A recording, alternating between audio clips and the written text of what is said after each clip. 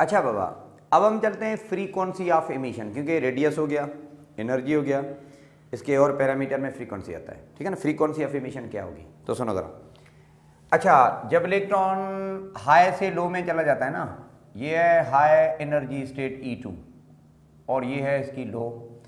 जब ये हाई से लो में आता है तो एमिशन करता है ना, जो एमिशन होगा उसकी एनर्जी कितनी होगी, अभी आपने पढ़ा थोड़ी देर पहले प्रीवियस वीडियो में आपने पढ़ा कि इट वुड बी, ये आपका E2 है ना, या भले आप इसका इनिशियल में EI लिख दो, इसका फाइनल में EF लिख दो, तो मैं ये कर सकता हूँ कि भाई EI माइनस EF करो, जो आपको जवाब मिले इतनी एनर्जी इमिट करेगा। अच्छा भाई, फ्रीक्वेंसी का क्या सीन है, तो यहाँ से निकाल सकते हो आप, EI माइनस EF करो और frequency would be equal to EI minus EF upon H। अब थोड़ी देर पहले मतलब प्रीवियस वीडियो में ये भी बताया गया था कि H को हम ऐसे भी लिख सकते हैं 2 पाई H कट के हिसाब से। अगर ऐसे लिखो तो it can be expressed in this वे, आप इसको यूं भी लिख सकते हैं, it would B 2 pi H बार। ये है फ्रीक्वेंसी ऑफ एमिशन, ठीक है ना। ओके, इसमें आपने क्या करना, 1/2 पाई H आप कॉमन ले लें, फिर क्या बनेगा EI माइनस EF होगा। आप इसकी वैल्यू पुट करें, किसकी, EI की वैल्यू पुट करें, मतलब डेरिवेशन जब हम करते हैं ना तो वैल्यू पुट करते हैं, EF की वैल्यू पुट करें तो आपको फ्रीक्वेंसी का एक जनरल एक्सप्रेशन मिलेगा। अब ये बीच में जो डेरिवेशन है ना उसकी तरफ में बाबा नहीं जा रहा, इतना हम यहाँ पे हम टाइम ज़ाया नहीं कर रहे, काम की चीज़ पढ़ते हैं। तो जो आपको जनरल एक्सप्रेशन मिलेगी फ्रीक्वेंसी के, वो मैं डायरेक्ट आपको यहाँ पे बता रहा हूँ, what would be general expression of this particular, तो it would be me⁴ divided by, भला ऐसे लिखते हैं, फ्रीक्वेंसी का मतलब है C/λ। अच्छा, me⁴ 64, मतलब एक जब हम नंबर इस तरह से मल्टीप्लाई करते हैं कोई ना कोई नंबर आएगा, पाई क्यूब आएगा, H क्यूब आएगा, एप्सिलॉन नॉट स्क्वायर आता है, और आगे वाला जो सीन है ना उसमें 1/NF स्क्वायर आता है, 1/NI स्क्वायर आता है। NI का मतलब है इनिशियल एनर्जी लेवल का एक्साइटेड स्टेट, अपना जो क्वांटम नंबर है, NF का मतलब है फाइनल एनर्जी स्टेट का क्वांटम नंबर। अरेंज करके बाबा लिखोगे ना तो यूँ आता है। तो फ्रीक्वेंसी ऑफ इमिशन का जनरल फार्मूला ऐसे है। ओके, एक काम करते हैं बेटा, ये वाला जो C/λ है ना, ये वाला C/λ, इसमें से C मल्टीप्लाई हो रहा है ना, अगर आप सामने ले जाएं तो क्या बनेगा, क्रॉस में डिवाइड हो जाएगा, क्योंकि जो चीज़ एक साइड पे मल्टीप्लाई हो रही होती है दूसरी साइड पे लेगा तो वो क्या बनेगी, अपॉन में आएगी ना। तो यहाँ पे खाली बचेगा फिर 1/λ, क्योंकि C नहीं बचा, C को आप यहाँ पे ले जा रहे हैं, तो ये बनता है me⁴ वही 64 पाई cube H cube epsilon square, C आ गया इधर, बाकी ये आपका वही एक्सप्रेशन मिला, NF स्क्वायर NI स्क्वायर। ये सब कुछ जो भी है ये कलेक्टिवली जो आप यहाँ पे लिखते हो, ये कलेक्टिवली आप सिंपली कह सकते हो कि दैट इज से टू बी अ कांस्टेंट। ये पूरा का पूरा एक कांस्टेंट है जो भी आपको मिलता है। इस कांस्टेंट का नाम हम रखते हैं रेडबर्ग कांस्टेंट। इसको हम क्या बोलते हैं, रेडबर्ग कांस्टेंट। और इसकी वैल्यू दो तरह की होती हैं। इसको हम R∞ से शो करते हैं, इसकी वैल्यू दो तरह की होती हैं। ये आपका 1.097 इंटू 10⁻7 पर मीटर भी होता है। इस वैल्यू को हम कहते हैं इसका मैथमेटिकल वैल्यू। अगर कोई पूछे what is mathematical value of Rydberg constant, ये होता है। अच्छा, इसका एक और भी वैल्यू होता है 1.0968 इंटू 10⁻7 पर मीटर। इस वैल्यू का नाम हम रखते हैं एक्सपेरिमेंटल वैल्यू। तो सुनो, ये आपका कांस्टेंट है। अच्छा बाबा, कांस्टेंट को जब हम लिखें तो हमारा ये फार्मूला क्या बनेगा, ये हमारी एक्सप्रेशन क्या बनेगी, तो बड़ा सिंपल है, 1/λ इज इक्वल टू ये सब कुछ आपका एक कांस्टेंट हो गया, बाकी यहाँ पे बनेगा 1/NF स्क्वायर माइनस 1/n²। ये किसका फार्मूला है? 1/λ का। 1/λ मतलब क्या? वेवलेंथ का रेसिप्रोकल। और यू नो वेवलेंथ के रेसिप्रोकल का नाम है वेव नंबर। वेवलेंथ के रेसिप्रोकल को हम क्या कहते हैं? वेव नंबर भी कहते हैं। वेवलेंथ के रेसिप्रोकल का दूसरा नाम क्या बेटा? Wave number. तो वेव नंबर की जो जनरल एक्सप्रेशन है वो आप इस तरह से ऐसे लिख सकते हैं। और ये जो फार्मूला, ये जो एक्सप्रेशन है, इसका दूसरा, या ये किस साइंटिस्ट ने ड्राइव किया था? There was a great man Balmer. तो हम इस फार्मूला को कहते हैं Balmer's formula for hydrogen spectrum. Balmer formula किसके लिए इस्तेमाल होता है? वेवलेंथ की कैलकुलेशन के लिए, इस तरह से। अच्छा, इस फार्मूला को हम यूं भी लिख सकते हैं बाबा, सुनो। This expression can be written in this way. बाद दफा ऐसे भी लिखते हैं हम इसको आमतौर पे, आर इन्फिनिटी, या डायरेक्टली आप आर लिख दो। चलो भाई। अच्छा, NF जो है ना, इसको बाद दफा हम खाली p² से भी लिखते हैं। और ये जो 1/NF² है, इसको हम खाली n से भी लिखते हैं। फर्स्ट ईयर की केमिस्ट्री में आप लोग इसको ऐसे पढ़ते हो। ओके, ये क्या है? वेव नंबर का फार्मूला। ये किस चीज का फार्मूला बाबा? वेव नंबर का फार्मूला। अगर इसी बाल्मर फार्मूला को हम फ्रीक्वेंसी के अंदाज में लिखना चाहें तो लिख सकते हो। भला वेवलेंथ और फ्रीक्वेंसी को हम किस तरह से रिलेट करते हैं? आप बड़ी सादी सी डेफिनेशन है, बड़ा सादा सा कॉन्सेप्ट है। आप multiply both side by c करो। c मतलब स्पीड ऑफ लाइट, क्योंकि c/λ फ्रीक्वेंसी होता है ना बाबा। तो यूं अगर मैं इसको मल्टीप्लाई करूं, इट वुड बी c/λ। ये c यहां से भी मल्टीप्लाई होगा, फिर यहाँ पे NF² लिखो, या खाली आप p² लिखना चाहो लिखो, और ऐसे लिखो। तो ये फार्मूला फिर हो जाएगा किसके लिए? आप कह दो this would be expression for the frequency. हम इसको कहते हैं, इसका नाम क्या बाबा? बाल्मर्स एक्सप्रेशन फॉर फ्रीक्वेंसी, ये है। अच्छा, ये फार्मूला क्या कहेंगे इसको? ये भी बाल्मर्स एक्सप्रेशन है, पर this is Balmer expression for wave number. Wave number का फार्मूला ये है, पर जो फ्रीक्वेंसी का एक्सप्रेशन ये है। आपके किताब में शुरू से ही बाल्मर एक्सप्रेशन की बातें की गई हैं, पर मैंने थोड़ा सा सीक्वेंस ऊपर नीचे करके अभी समझा दिया, क्योंकि एक सीक्वेंस में इस तरह से ऐसे आ रहा है, ठीक है ना। अच्छा, अब इस बाल्मर एक्सप्रेशन को इस्तेमाल करके हम आते हैं हाइड्रोजन स्पेक्ट्रम पे। हाइड्रोजन का स्पेक्ट्रम किस तरह से होता है, ये बात हम इस एक्सप्रेशन को देखे बताते हैं। सुनो जरा, पहले हम एक जनरल बात करना चाहते हैं, उसके बाद आते हैं इसकी कैलकुलेशन पे बाबा। हाइड्रोजन एटम में ये समझ लो n = 1 है। n = 1 हम किसको कहते हैं? ग्राउंड स्टेट को कहते हैं। थोड़ा ऊपर जाओगे तो एक और एनर्जी स्टेट है, दैट इज n = 2। n = 2 कौन सी स्टेट है बेटा? एक्साइटेड की कहानी यहाँ से शुरू होती है। अच्छा, n = 3, n = 4, n = 5, और ये आपका 6, आपका ये 8 अप टू इन्फिनिटी, क्योंकि एक्साइटेड स्टेट की कहानी यहां तक होती है। सुनो बाबा, hydrogen spectrum consist of 5 number of series.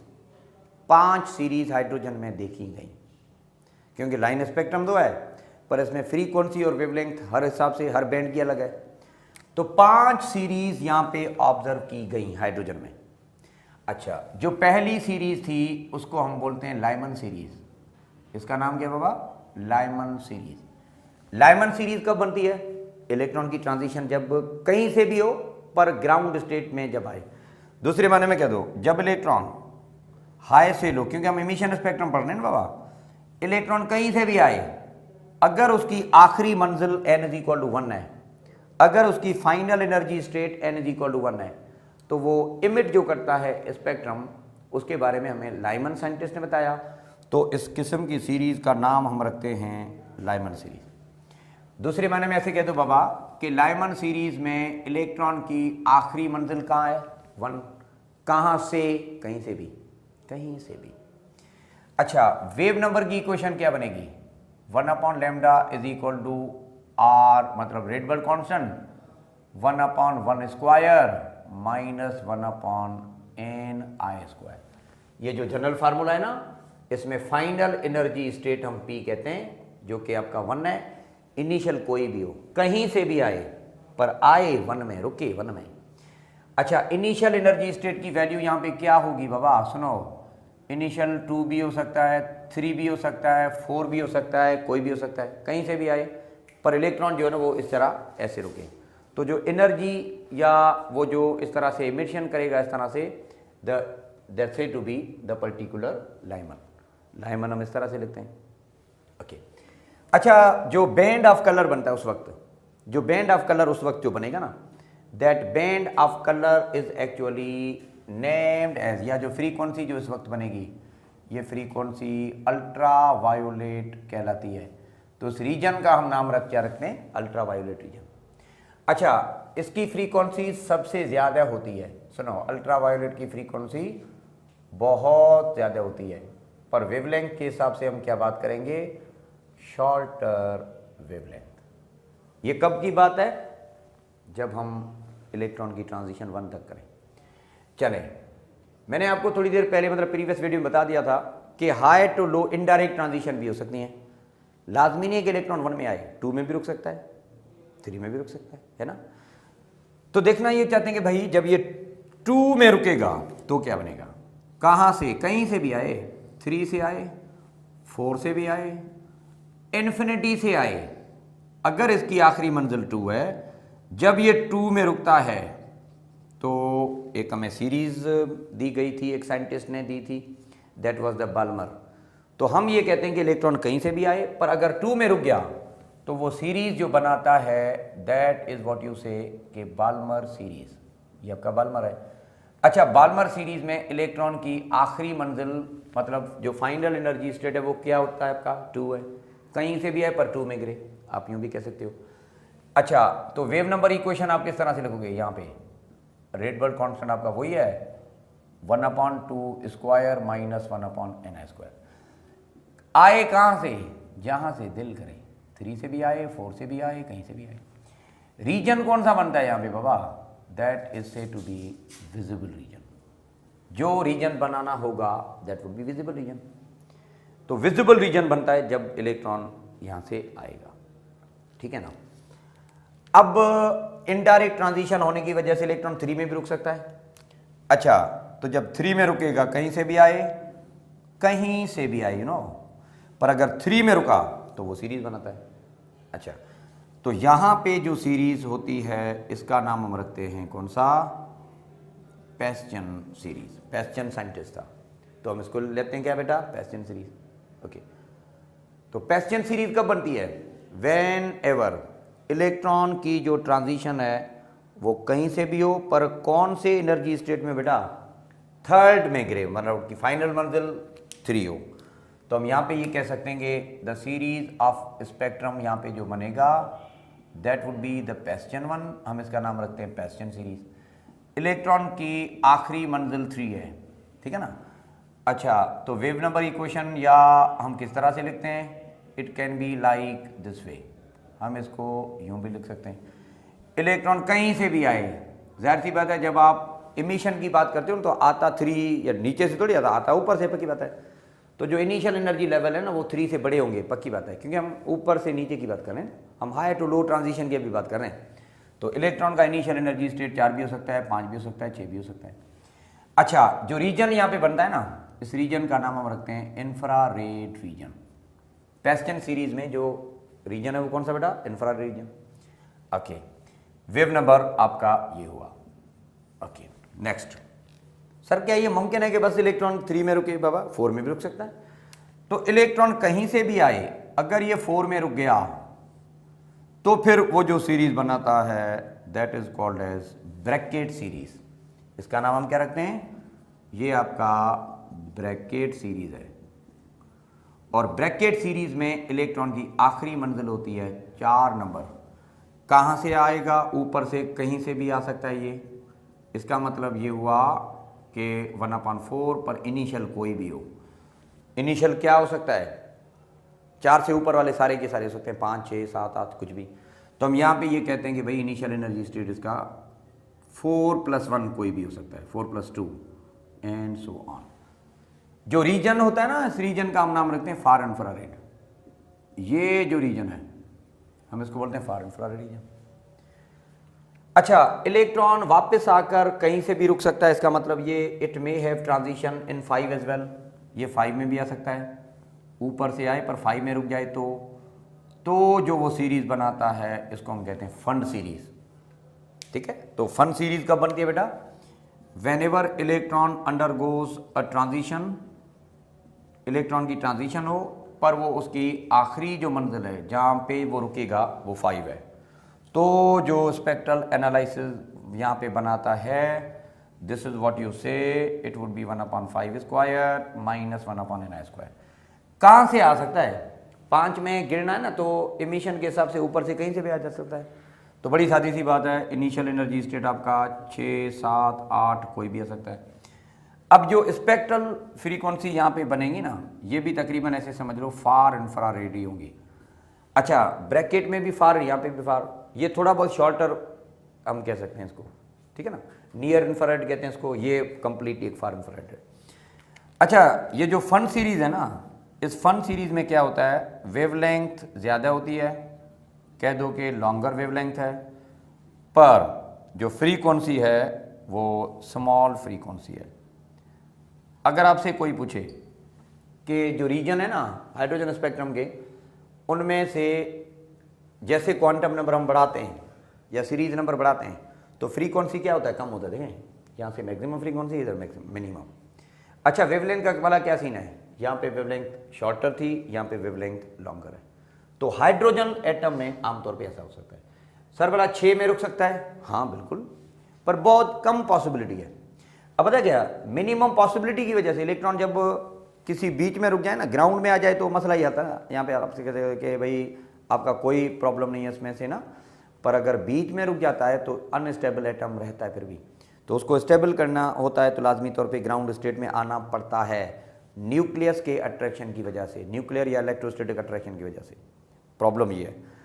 अच्छा, तो ज़्यादा उसकी जो लाइफ है वो कहाँ पे है, मैक्सिमम लाइफ यहाँ पे होती है, ध्यान में रख लो। लाइफ टाइम इलेक्ट्रॉन का यहाँ पे कम होता है, जैसे क्वांटम नंबर बढ़ाओगे उतना लाइफ टाइम इलेक्ट्रॉन का कम होता है, ठीक है ना। तो हाइड्रोजन एटम में जो इमिशन होती हैं या यहाँ पे होती हैं, ये सारी कुछ हमने पढ़े। अच्छा, अब हम जो नेक्स्ट वीडियो इंशाल्लाह ताला उसमें हम डिस्कस करेंगे एक्सरेज इमिशन और उसके बाद हम पढ़ेंगे लेज़र इमिशन। हाइड्रोजन एटम अब आपका कंप्लीट, बुक की रीडिंग ज़रूर कीजिएगा और ताकि आपको ये समझ भी आ जाए। कोचिंग में हो सकता है ये बातें आपने ना पढ़ी हों, तो मैंने प्रेफर करा कि पहले हम ये चैप्टर डिस्कस करते थे इंटर के, ठीक है बेटा। So thank you very much, खुश रहो।